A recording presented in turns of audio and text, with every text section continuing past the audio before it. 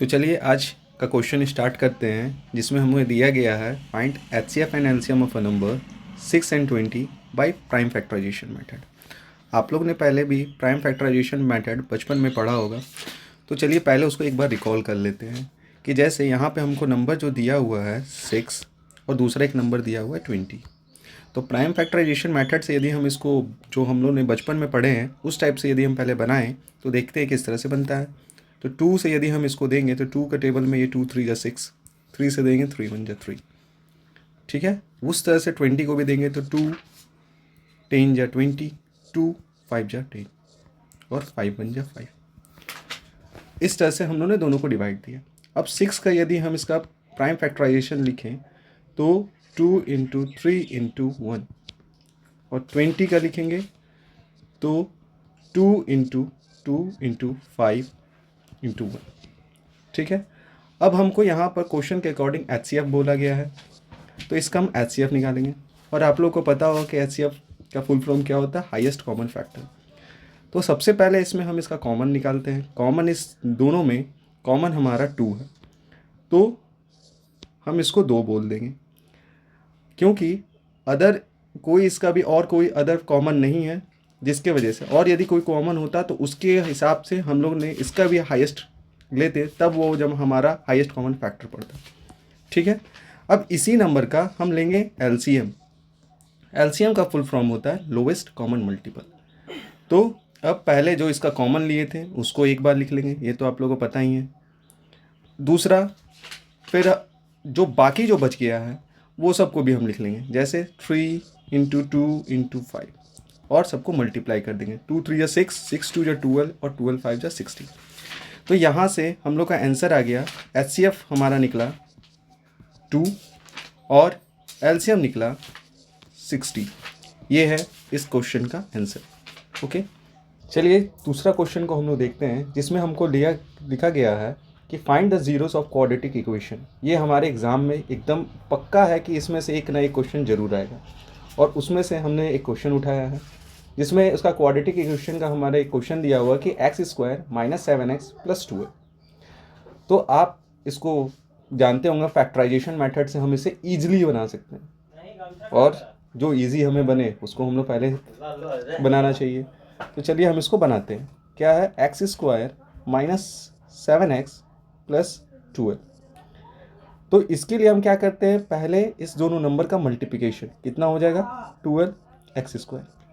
Then उस दो number को डिस्ट्रीब्यूट इस तरह से करेंगे कि मेरा बीच वाला -7x आ जाना चाहिए।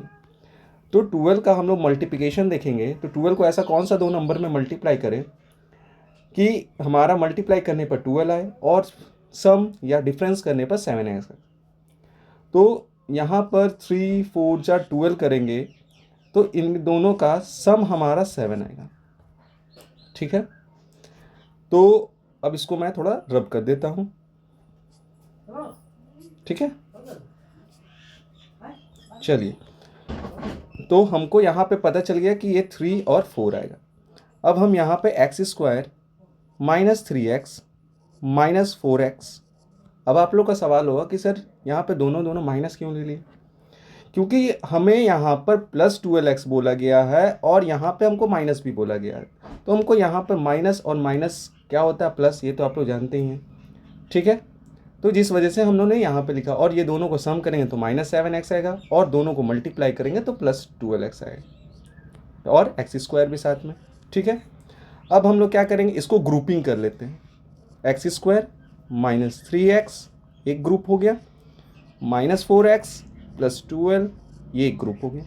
ग्रुपिंग तो जानते होंगे। अब ये दोनों में क्या कॉमन है, वो दोनों को बाहर निकाल देते हैं। ये दोनों में x कॉमन, x को बाहर, अब जो बचा x - 3, ठीक है। अब ये दोनों में क्या कॉमन है, माइनस और साथ में 4, बट अब यहाँ पर +- 3, ये दोनों में जब कॉमन निकला उसको एक तरफ x - 3 और इधर में x - 4 जो नॉन कॉमन था। अब हमको यहाँ पर उसका जीरोस जब फाइंड आउट करने बोलेगा तो हमको कुछ नहीं करना है, इन दोनों के इक्वल टू 0, x - 4 = 0, ठीक है। तो हमारा यहाँ से x का वैल्यू क्या होगा, -3 बराबर के दूसरे तरफ में जाएगा तो +3, और ये -4 बराबर के दूसरे जाएगा तो +4। तो हमारा जीरोस जो है वो कितने आ गए, 3 और 4। तो ये हमारा इसका आंसर हुआ। ओके, तो चलिए हम लोग नेक्स्ट क्वेश्चन पे चलते हैं जो हमारा हाइट ऑफ डिस्टेंस है। और ये क्वेश्चन एग्जाम के पॉइंट ऑफ व्यू से एकदम है, तो इसे ध्यान से देखिएगा और इसको अपने से भी प्रैक्टिस कीजिएगा। हमने ये क्वेश्चन जो लिया है, इसमें क्वेश्चन में बोल रहा है the length of the shadow of a pillar is √3 times the height of the pillar, find the angle of elevation of the sun.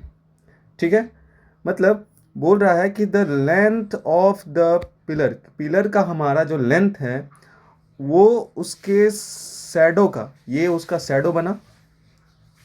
ठीक है, तो बोला कि ये इसका शैडो का ये √3 टाइम्स है।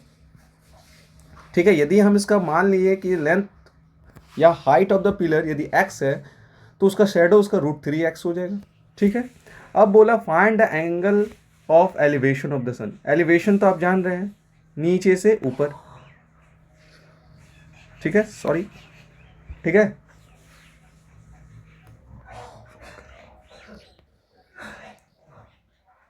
ठीक है, अब हमारा फिगर ठीक बन चुका है।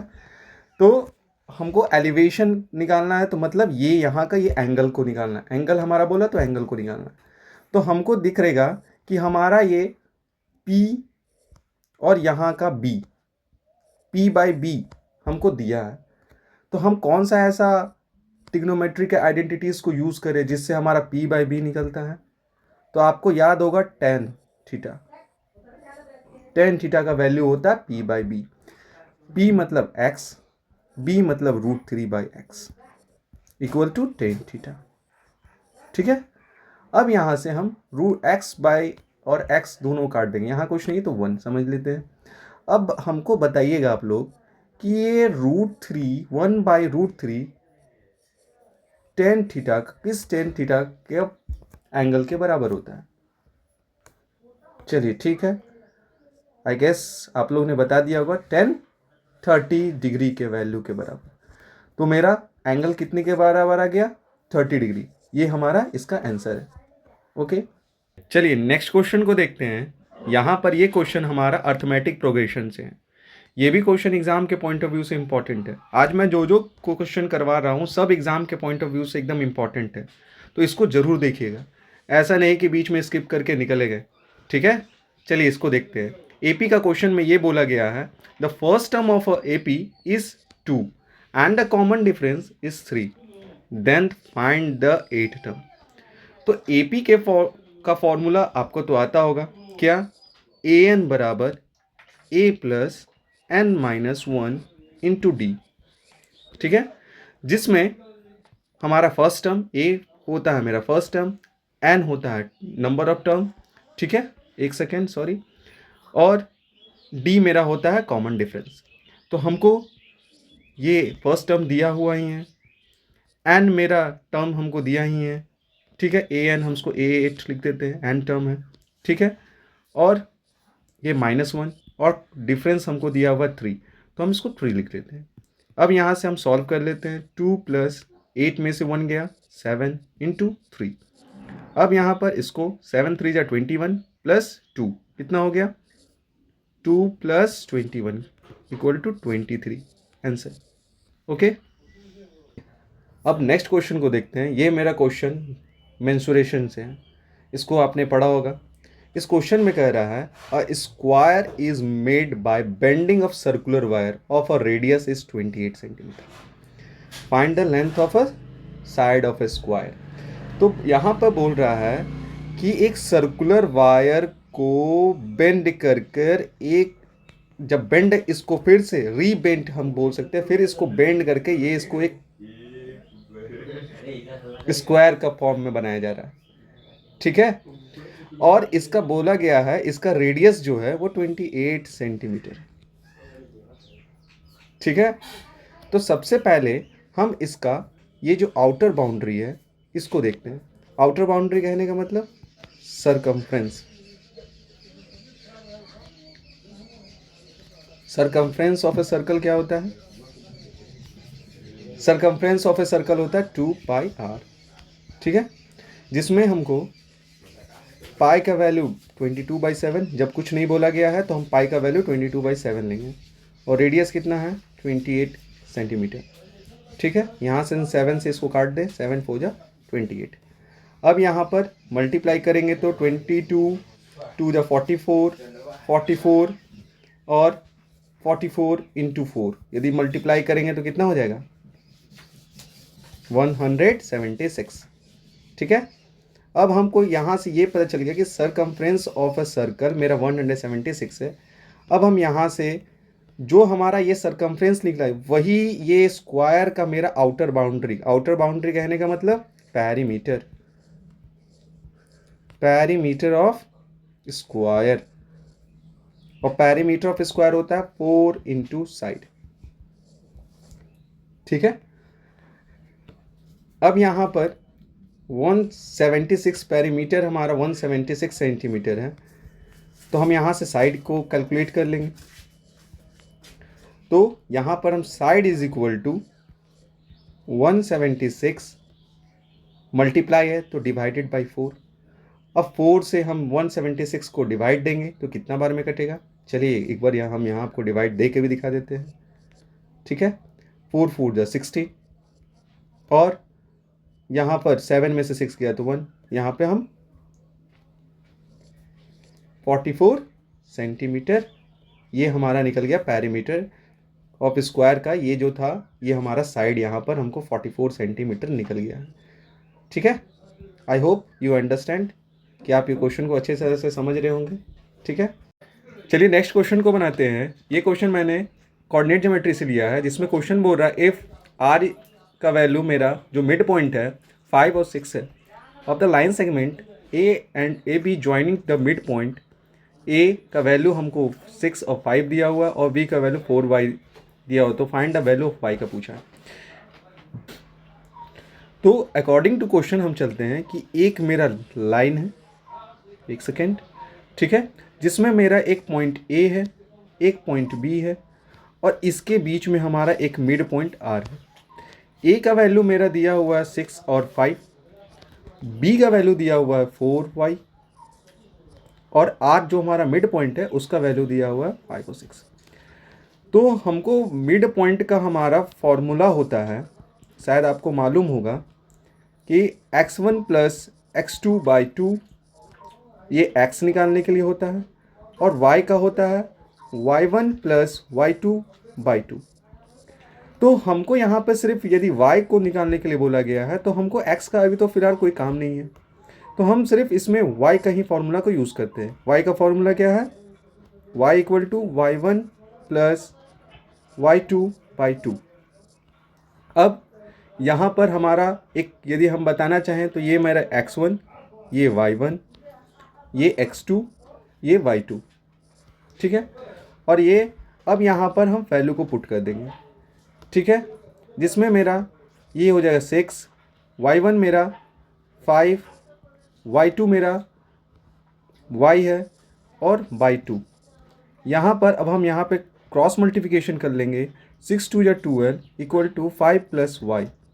अब यहाँ से y का वैल्यू निकालना होगा, तो 12 प्लस 5 इधर चला जाएगा माइनस, तो 12 में से 5 गया तो 7। ये हमारा इसका आंसर है। ठीक है, चलिए नेक्स्ट क्वेश्चन को देखते हैं। फिर से एक हाइट एंड डिस्टेंस का मैंने क्वेश्चन लिया है जो बहुत इंटरेस्टिंग क्वेश्चन है। इसमें बोला गया है कि if the height of the lights is 60 degree and the length of the shadow formed 20 metre, then what will the height of the pillar. ठीक है, मतलब कि एक मैंने पिलर यहाँ बना लेते हैं, यहाँ पर उस पिलर का हाइट हमसे पूछ रहा है, उसका शैडो जो फॉर्मेशन है वो 20 मीटर का, और उसका हाइट ऑफ द लाइट का ये जो एंगल बनाया गया है, एक सेकेंड सॉरी,